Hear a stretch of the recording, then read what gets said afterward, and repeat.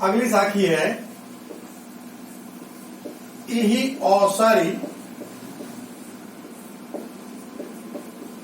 चेत्या नहीं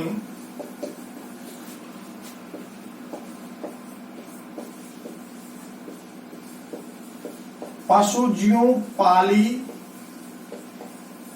देह।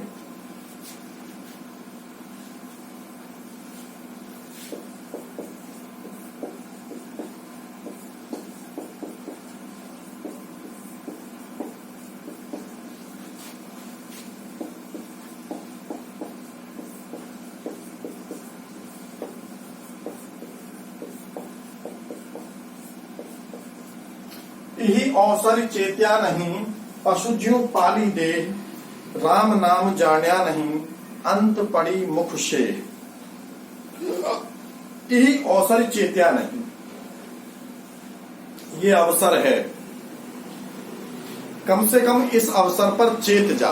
मनुष्य को चेताते हुए, जगाते हुए, जागृत करते हुए कबीरदास जी यहां कह रहे हैं कि यही अवसर चेत्या नहीं। अवसर से मतलब क्या है? अवसर, कौन सा अवसर मिल गया ऐसा? हाँ, अवसर मिल गया, आप मनुष्य बन गए। रामचरितमानस में बाबा तुलसीदास जी लिखते हैं, बड़े भाग मानुष तन पावा सुर दुर्लभ सद ग्रंथन गावा। ये तेरा बड़ा सौभाग्य है ना, तेरा बहुत बड़ा सौभाग्य है कि तुझे मनुष्य का शरीर मिला है। कुत्ता नहीं बन सकते थे क्या? बिल्ली, गधा, घोड़ा, सुअर, ये बना करके नहीं भेज सकता था ईश्वर? कभी भेजा होगा, ऐसा माना जाता है हमारे यहाँ कि इन्हीं तमाम योनियों में घूमते हुए बाद में कहीं जाकर के अच्छे कर्म होने पर या मनुष्य योनि प्राप्त होती है। यदि ऐसा है तो अवसर नहीं है क्या? मनुष्य बना दिए, मनुष्य में भी आप ऐसी अवस्था में बना दिए कि आपको समय पर भोजन मिलता है, अच्छे आपको माता पिता हैं, परिवार है, बाकी भी जीवन जीने लायक आवश्यकता की पूर्ति हो ही रही है। तो इतने को पाकर के धन्यवाद क्यों नहीं कहते हो भाई? अब तो चेतो, अब तो उसको बोलो थैंक यू, हे ईश्वर धन्यवाद, आपने अच्छा किया, हमें ऐसे परिवेश में ला दिया ना।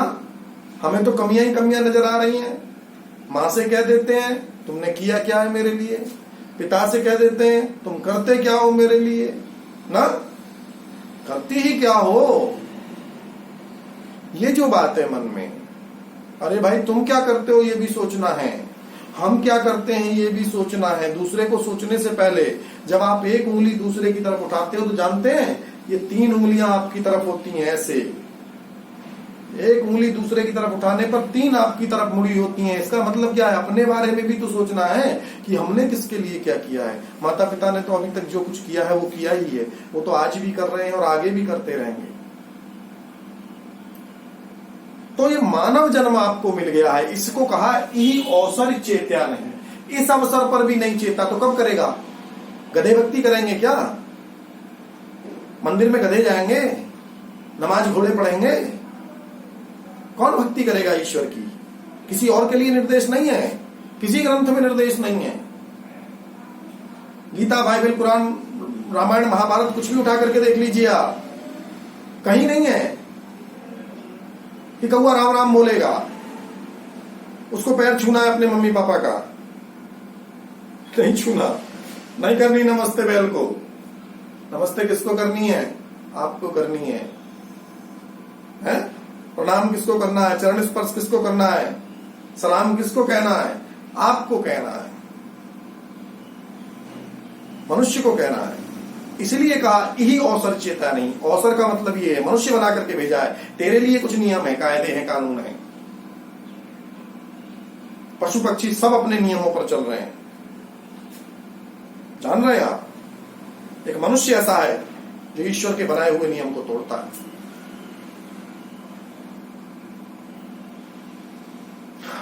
पशुओं के, पक्षियों के लिए जो नियम ईश्वर ने बनाए हैं वो वैसे के वैसे ही हैं, वो उस पर चलते हैं। जब उनको जो करना है तभी करते हैं, हर समय कुछ नहीं करते। मनुष्य का कोई भरोसा नहीं। बड़ा विचित्र प्राणी है। गाय, तोता, गौरैया, शाकाहारी पशु, शाकाहारी पक्षी भूखे मर जाएंगे लेकिन मांस नहीं खाएंगे। शेर भूखा मर जाएगा, घास नहीं खाएगा, जंगल में बहुत सारी है, पशु ही तो है, वो भी खा सकता है, नहीं खाता। लेकिन मनुष्य क्या करेगा? घास भी खाएगा, मांस भी खाएगा। इसने सब नियम तोड़ दिए ईश्वर के। तो ये जंगली मांसाहारी जैसा भी हो गया और शाकाहारी को भी नहीं छोड़ रहा है, पशुओं का चारा खा जाता है। नहीं तो मनुष्य को कुछ नहीं, ये सब सारे नियम मनुष्य ने, इसीलिए मनुष्य को समझाने की पाठशालाएं हैं, मनुष्य को पढ़ाने के लिए हैं। आपने चिड़िया को घोंसला बनाते देखा है? देखा होगा। कहां लग रहा है स्कूल? सोचा कभी? कोई पाठशाला सोची कभी? चूहे को बिल बनाते हुए, खोदते हुए देखा है? कौन सा स्कूल है? कहां भर्ती होते हैं? कहां से सीख के आते हैं? बया का घोंसला देखा है? कितना खूबसूरत एक पक्षी पेड़ पर घोंसला बनाता है। कहां सीखा? कौन सा स्कूल है? कहां फीस दी थी उन्होंने? एक मनुष्य का ही बच्चा ऐसा है जिसे स्कूल में भर्ती करना पड़ता है, जिसके लिए फीस देनी पड़ती है, जिसको सिखाना पड़ता है, जिसको अच्छाइयां बतानी पड़ती हैं, जिसको सच्चाइयां बतानी पड़ती हैं, और कोई नहीं। इसीलिए कबीरदास जी कह रहे हैं यही अवसर चेतना नहीं। अरे तो अवसर मिल गया तुझे सीखने समझने का, अगर इसमें भी चेतना नहीं आई और पशु जीव पाली दे, और तूने केवल शरीर को पालने का काम किया, पशु की तरह मोटा ताजा तगड़ा हो जाने का काम किया, पशु जीव पाली दे, और राम नाम जाना नहीं, और राम के नाम को, अपने उस परमात्मा के उस आराध्य के राम को नाम को जानने की कोशिश नहीं की। जिसे जानने आया जगत जनायो जी सकल, सो हरि जान्यो ना है। सारा संसार जिसने तुझे जनाया, तुझे सारे संसार को जानने योग्य जिसने बनाया, मनुष्य बना करके भेजा, तूने उसी भगवान को भूल गया, उसी की तरफ चलता ही नहीं है, किसी धर्म कर्म में प्रवृत्त होता ही नहीं है, अपने सुख सुविधाएं चाहिए, पूजा के समय सोता है? तो यही अवसरी चेत्या नहीं, पशु जीव पाली दे, शरीर को पशुओं की तरह पाल करके बड़ा कर लिया, और राम नाम जानिया नहीं, और राम के नाम को कभी तूने जानने का प्रयास नहीं किया, तो अंत परी मुख शेह, तो तेरे भी मुख पर अंत में क्या होगा? शेह पड़ेगी। शेह कहते हैं मिट्टी या राख पड़ती है ना, दबाने जाते हैं जब, एक लप मिट्टी जितने लोग होते हैं सब डाल देते हैं। अंत पड़ी मुख से, ये मत सोच कि तू कहीं और रास्ते से आया था और किसी और मार्ग से जाएगा और तुझे सीधे यहां से स्वर्ग के लिए सीढ़ियां लगेंगी, जन्नत में तू ही होगा, 72 हूरें तेरा ही इंतजार कर रही हैं। सब झूठ है, यहीं करके वैसे ही जाना है, कुछ नहीं मिलेगा। अगर यहाँ अत्याचार किया, अगर यहाँ अन्याय किया, अगर यहाँ पाप किया, अनाचार किया, बुराइयां की, तो यही आचरण को सुधारना है। इसीलिए कबीरदास जी कह रहे हैं, एक शब्द में बोल दिया, यही अवसर चेत्या नहीं। ये अवसर पा करके भी अगर तेरे अंदर चेतना नहीं आई, अगर मानव जन्म प्राप्त करके भी अगर तूने जो ईश्वर को जानने का प्रयत्न नहीं किया, तो फिर तुझे भी अंत में होना क्या है? वही सामान्य लोगों की तरह जाएगा, जैसे पशु मर जाते हैं ऐसे तू भी कहीं मर जाएगा, तेरा भी अंत हो जाएगा। अगली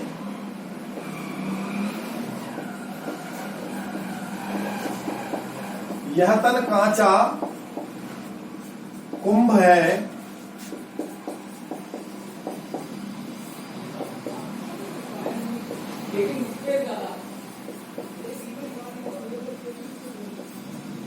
लिया फिरे था साथ, ढबका ला गया, टूट गया, कछून आया हाथ। यह तन कांचा कुंभ है, लिया फिरे था साथ। और सुन, मनुष्य को और समझाते हुए सिखाते हुए कह रहे हैं, अहंकार छोड़ करके सत्कर्म में, अच्छे कर्म में प्रवृत्त होने का निर्देश देते हुए कबीरदास जी बहुत सख्ती के साथ कड़े शब्दों में यहाँ बता रहे हैं। क्या बताते हैं? यह तन कांचा कुंभ है, जिस शरीर को तू ना बहुत महत्व देता है ना, इसी के सुख के लिए, इसी के आनंद के लिए दुनिया भर के पाप, अत्याचार और अन्याय करता है, चोरी करता है, बदमाशी करता है इसी शरीर को सुख देने के लिए। ये कच्चे घड़े की जितनी औकात रखता है। कितनी औकात है इस शरीर की? कच्चे घड़े की जितनी। यह तन कांचा कुंभ है, लिया फिरे था साथ, जिसे बड़े तू साथ में बड़े संभाल करके लिए फिरता था ना? बड़े अलग अलग कटिंग के बाल बनाता है, सिर पर छज्जा खड़ा कर लेता है, कोई तलवार सी निकाल लेता है, चिपका लेता है, नीचे को आने वालों के स्वाभाविक स्वरूप को ऊपर को कर लेता है। क्या करते क्या हो? जिनावर हो क्या? यह तन कांचा कुंभ है। शरीर कैसा बताया कबीरदास जी ने?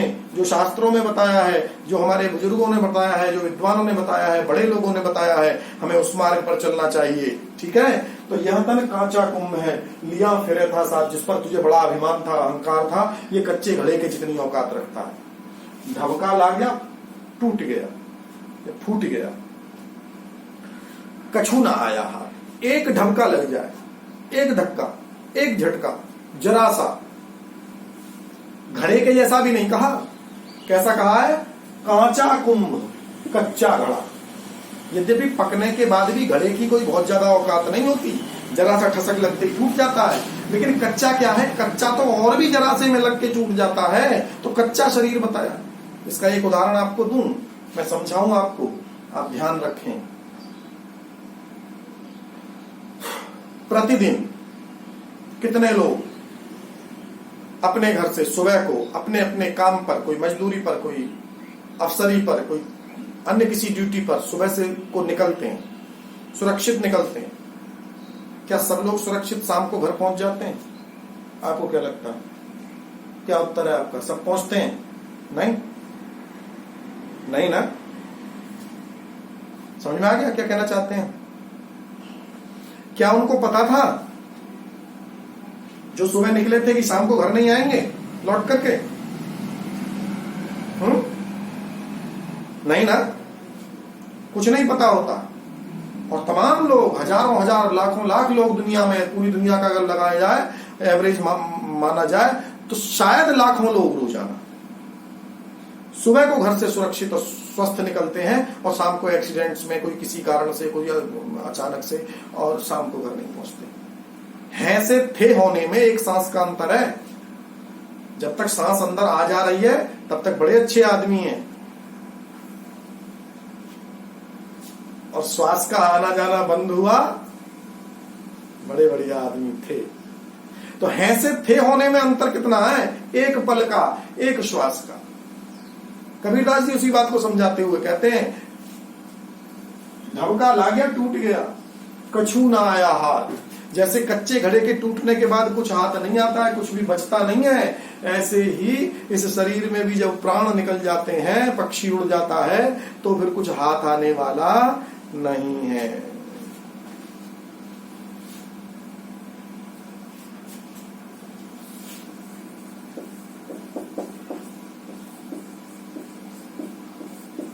अंतिम साखी है इस पाठ की।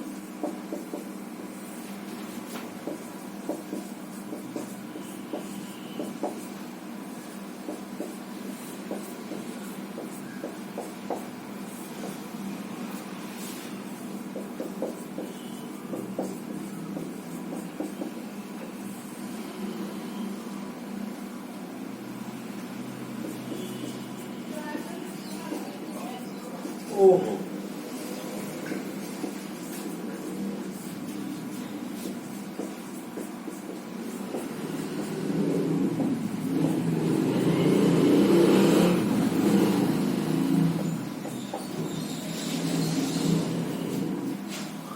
एक और अंतिम साखी में कबीरदास जी शरीर पर, अपने धन संपत्ति वैभव आदि पर गर्व न करने की बात कहते हैं। शरीर पर गर्व नहीं करना है। अगर आपको ईश्वर ने सुंदर बना दिया, बहुत गोरा चिट्ठा चमकता बना दिया, किसी को सांवला सलोना बना दिया, किसी को बिल्कुल ब्लैक कमांडो बना दिया, इसमें आपने कोई एप्लीकेशन नहीं लगाई थी।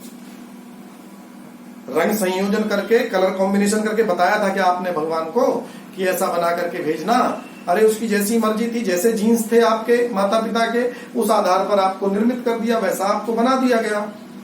तो गर्व क्या करना है? इस शरीर का गर्व क्यों करना भाई, शरीर से अभिमान क्यों करना।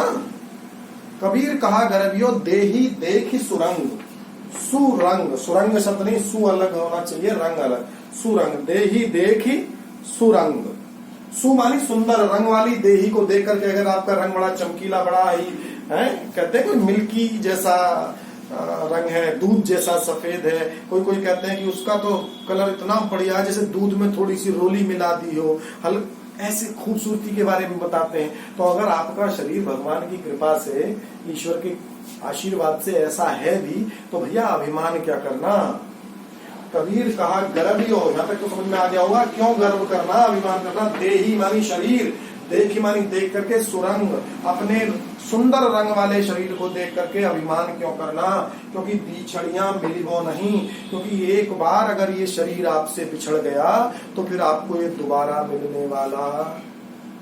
ध्यान है, पिछले जन्म में पहले तो यही नहीं पता कि हम थे क्या, और अगर हम थे तो कैसे थे, क्या हमारा शरीर था, साथ जाएगा क्या, पहले आया था क्या, अरे उसकी छोड़ो, अगले जन्म में जाएगा कि नहीं जाएगा, जैसे आज हो 1 साल पहले ऐसे ही थे क्या, नहीं ना, 3 साल पहले जिस दिन जन्म हुआ था उस दिन, अरे तो जब जन्म होने से लेकर के आज तक इतने से आप इतने बड़े हो गए, रोज ये शरीर बदल रहा है, कब जवानी की तरफ बढ़ रहे हो, फिर कब बुढ़ापे की तरफ हम चले जाएंगे, पता ही नहीं चलेगा, उस शरीर पर गर्व करना क्यों भैया। कबीर कहा गर्वियो देही देखी सुरंग, बिछड़ियां मिलिबो नहीं, ये एक बार अगर आपसे बिछुड़ गया ना शरीर, तो ये आपको कभी दोबारा मिलेगा नहीं। कैसे नहीं मिलेगा, जो कांचली भुवंग, जैसे सांप को कांचली, जानते हैं सांप कैंचुल छोड़ता है, सांप के शरीर पर, पूरे शरीर पर, उसके पूरी फुल बॉडी पर एक लेयर बनती है। बल्कि कहना चाहिए कि सांप अंदर अंदर से उसके शरीर पर एक नई खाल आती है, नई लेयर आती है, और जब नई लेयर पूरी हो जाती है, मजबूत हो जाती है, तो ऊपर की जो लेयर होती है वो सांप को चलने में परेशान करती है। तो सांप क्या करता है, मुंह के पास से वो अपने आप चिर जाती है, और सांप कहीं अटक करके टेढ़ा मेढ़ा किसी स्थान पर होकर के और पूरे शरीर को उस कैंचुल में से निकाल लेता है।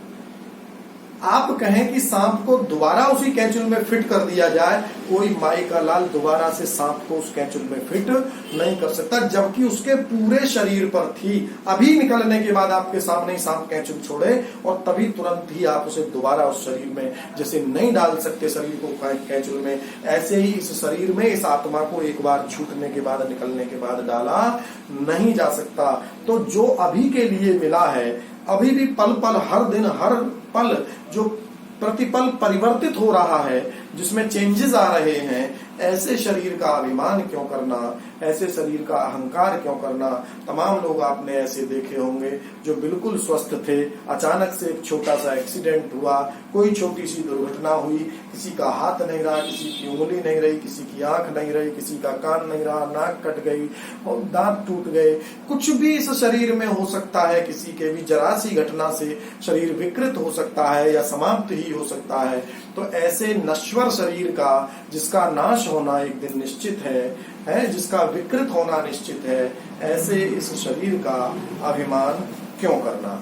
मैं उम्मीद करता हूं बेटा आप लोग पहले, क्योंकि अगर मैं आपको सामने से पढ़ा था, सामने आप बैठ के पढ़ते तो आपके फेस एक्सप्रेशंस देख पाता, मैं आपके चेहरे देख पाता, आपको हंसते मुस्कुराते, आपसे मैं सवाल पूछता, आप आंसर्स देते, मुझे बताते। अब मैं समझ नहीं पा रहा हूँ, मेरी पीड़ा बस ये है। मैं कोशिश तो ये करूंगा कि मैं मेरी तरफ से आपको बेस्ट दूं, अच्छे से मैं कोशिश करूंगा, मैंने की है। आप इसको देख करके अगर आप पढ़ेंगे, अगर आप लोगों ने किताब ले ली है तो आप, यद्यपि मैंने यहाँ लिख दिया है इससे भी, लेकिन फिर भी अगर आपके पास किताब है तो आपको करना ये है कि कठिन कठिन जिन जिन शब्दों के मैंने अर्थ बताए हैं, उन शब्दों के अर्थ आपको अपनी किताब पर लिख लेने हैं, ताकि आप कभी किताब से पढ़ना चाहें, देखना चाहें, गाइड अगर आपको उपलब्ध हो जाए तो उससे भी एक बार अच्छा अर्थ लिखने के लिए आप प्रयास कर सकते हैं, वहां से भी काम आप पूरा अपना कर सकते हैं। ठीक है ना। और रही मेरी बात, मैं अपनी तरफ से पूरा पढ़ाने का प्रयास करूंगा। आप कितना मेरे से सीख पा रहे हो इस बार मुझे ये पता नहीं चल रहा है, यही मेरे लिए परेशानी की बात है। आपको पढ़ाई कैसी लगी है? पहला पाठ समाप्त हो गया है, जितना इसमें पढ़ाने के लिए था मैंने पढ़ा दिया है। तो पहला पाठ समाप्त हो गया, आपको कैसा लगा ये पाठ? कैसा मेरा पढ़ाने का तरीका लगा? क्या इसमें कमी है? अगर कुछ और अच्छा कर सकते हैं तो वो आप मुझे सुझाव भी दे सकते हो। आपको खराब लगा हो तो भी निसंकोच आप मुझसे कह सकते हो। अच्छा लगा हो तो ये भी आप बता सकते हो। हिंदी आपने पहले भी पढ़ी है, अभी हिंदी पढ़ करके पहला पाठ आपने मेरे साथ पढ़ा है, ऑनलाइन पढ़ा है, यानी वीडियो के माध्यम से पढ़ा है। तो आपको कैसा लगा? क्या आपका अनुभव रहा है ना?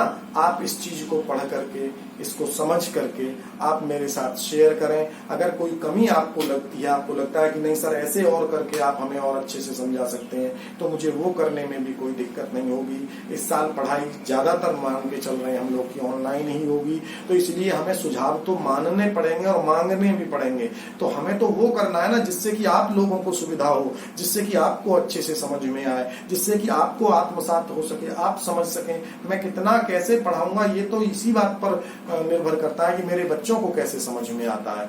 तो आपको जैसे अच्छा लगेगा मैं वैसे प्रयास करूंगा, बस आप मुझे बताइएगा। मैंने अपनी तरफ से पहला पाठ ये आज संपूर्ण कर दिया है। आप ये ध्यान रखिएगा, मैं कोशिश कर रहा हूँ बेहतर तरीके से, मैं किसी और के वीडियो नहीं उठा रहा हूँ, मैं कहीं और से लिंक नहीं जोड़ रहा हूँ, आप ही को अपने पर्सनल बना करके, और इसके लिए बड़ा व्यवस्था करनी पड़ती है घर में, ये सब चीजें कोशिश करके मैं आप तक लेके आ रहा हूँ। तो आपसे बस यही निवेदन है कि आप इस काम को समय से और साथ साथ करते रहेंगे तो बेहतर होगा। धन्यवाद।